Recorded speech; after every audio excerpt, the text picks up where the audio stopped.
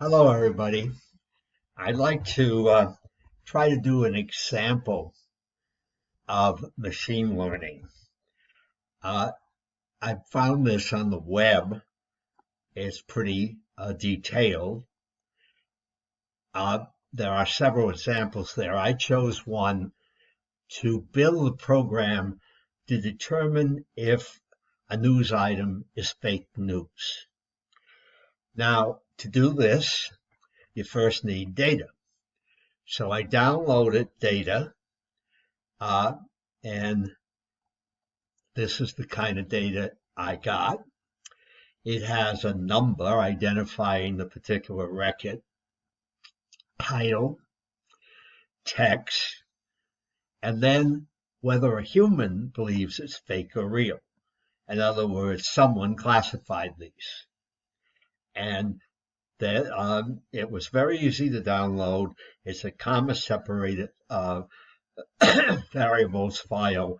It's a kind of file that goes into Excel very easily. Now, what are we trying to do? We're trying to take a text and determine if it's fake news or not based on the words in it. And we want a program that will do that for us. We don't want to write the details of it. We want the program to learn how to put together the perceptrons that will allow it to do this. Now, to do this, we're going to use a very complicated structure called a tfidf vectorizer. What that is it's a way of looking at the frequency of words in particular text. I found another section on the web about this, and I think this might help. First of all, TF-IJ. Well, if you see the IJ, you know you're in a two-dimensional matrix. I is one of the texts. It's one of the items, one of the cases, one of the records of our data set. J is a word. And what we're doing is taking the frequency of that, the number of times that word appears over the sum of the words in the document. Now, I don't know if it's K, it should probably be J, but that's okay. That's the TF-IJ. Then we need some measure of how often a word occurs in all the documents. So we're taking the number of documents divided by the number of documents that contain that word, and we're taking the log of it. And that's called the IDF, the inverse data frequency. We put the two together and we form the statistic that we're going to be looking at to help us determine if the text is a fake or not. WIJ is the word in the ith item, the jth word, and it's this multiplied here. So that's what this is all about. Here's a picture of what it would look like if we could print it out, but I haven't tried to print it out from the program. Now, as I said, I'm working with a program that is already written, and it's a very nice program. I'm using Python because anybody who does data structures uses Python or perhaps R. It's so much easier. It's got all kinds of wonderful things for us. It works out nicely.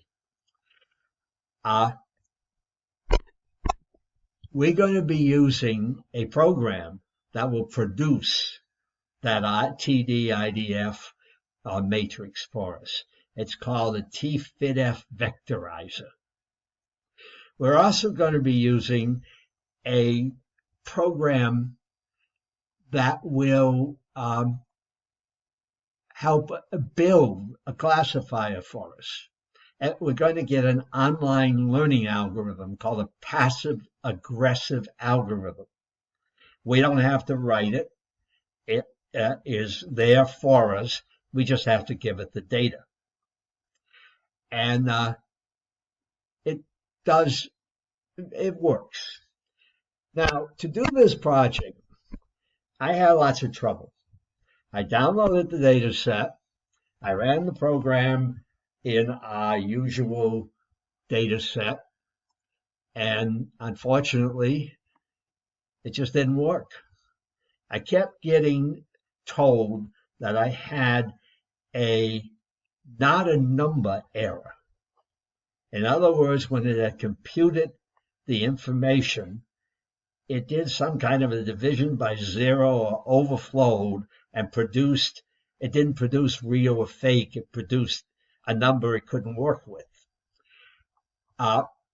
So at first I thought it was that there was something wrong with the Spider. So I downloaded Jupyter, which is another platform that is based on the internet, and I tried it there. I had the same problems. And then I figured out what it was certain cases were producing this. So what I did was I looked at the answers in a few places, and wherever I saw NAN, I just wiped out that case. There were 3 or 4 of them. But once I did it, it started working. Python works by having lots and lots of special toolkits for us. NumPy, PNAS, ITIC tools, sklearn. There are so many of them, and they're made for what we want to do. They're just perfect for machine learning. So I downloaded all of them, and I'll show you the program. This is the program in a Jupyter notebook. There's all the downloads of the various types. And I had to download something else and add it into my folder. I had to download a list of English words that I didn't care about, in the sense that they were so common I didn't want to include them in all these computations. So I thought I'd take a look at what those were. So I printed out the text of the English words, and this is what I got. Well, I hope I can get down there. There's a list. That's a lot of words. And those are, if you look at them, they're little words. As near as I can tell, they're not in alphabetical order.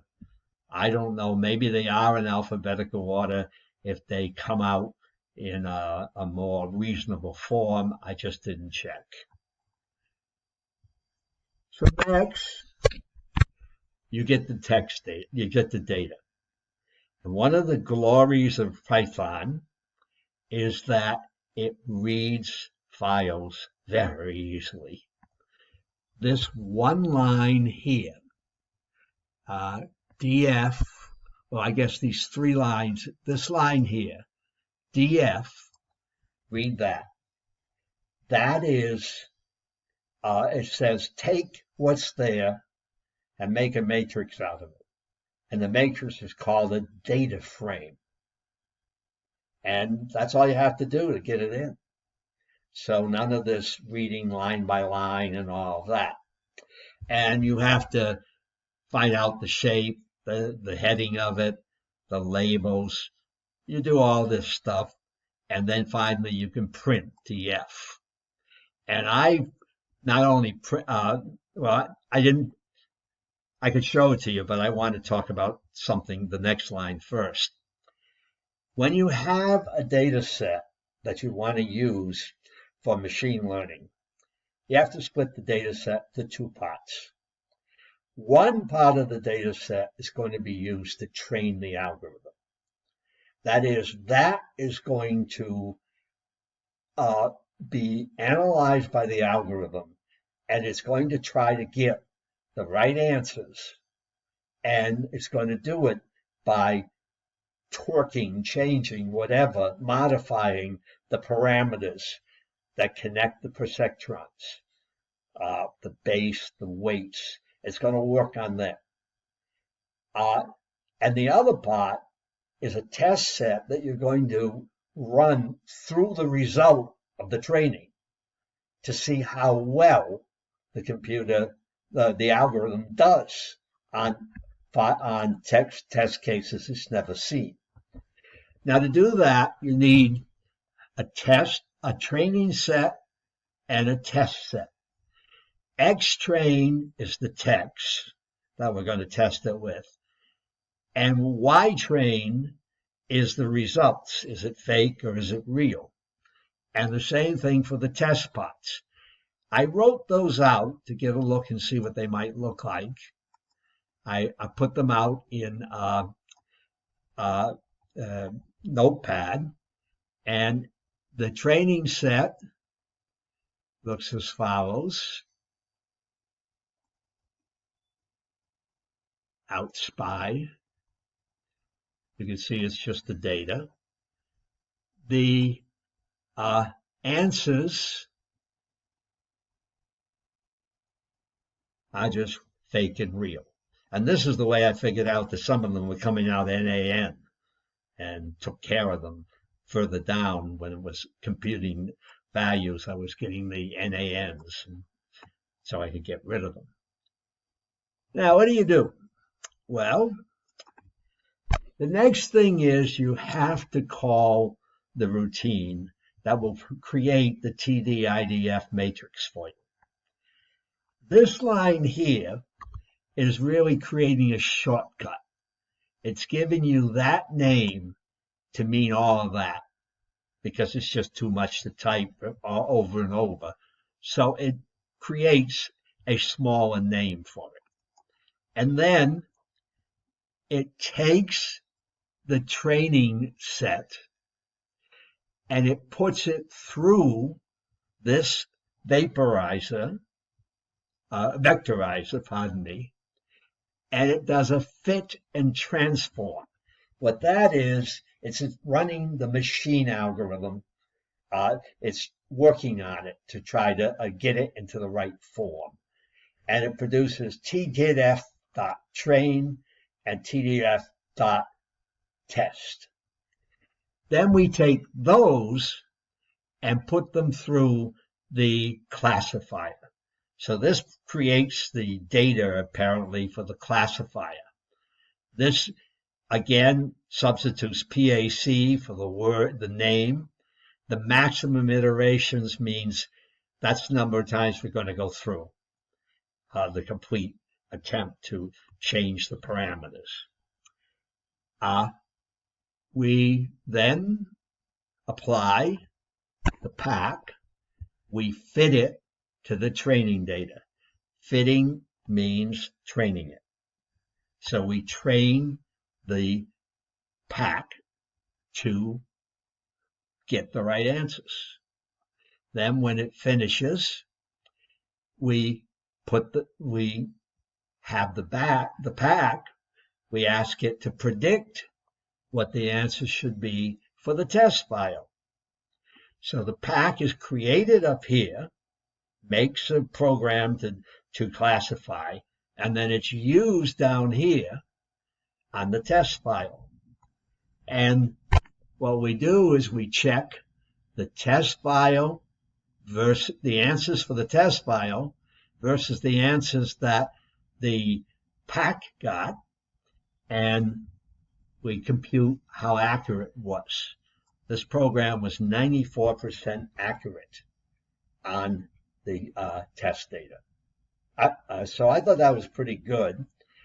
I think it does, excuse me, I think it does a better job of explaining what's really going on.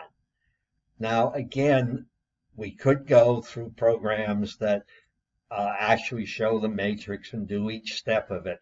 But I think that this gives us a feeling for all the work that goes into doing this.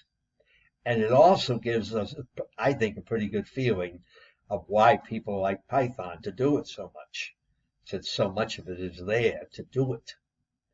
I had a dream of having you actually do something like this, but I think that that would be too hard at this point, unless I can find a very weaker way of doing it, someplace where you only can do part of it and not have to go through all of this. I don't think I can assign it. So the next step, the next piece we're going to talk about for artificial intelligence is natural language processing. The last things I want to say about machine learning is this is the hottest area, I think, in artificial intelligence today. It may be the hottest area in computer science, period. It's making progress. It's doing things. It's solving problems.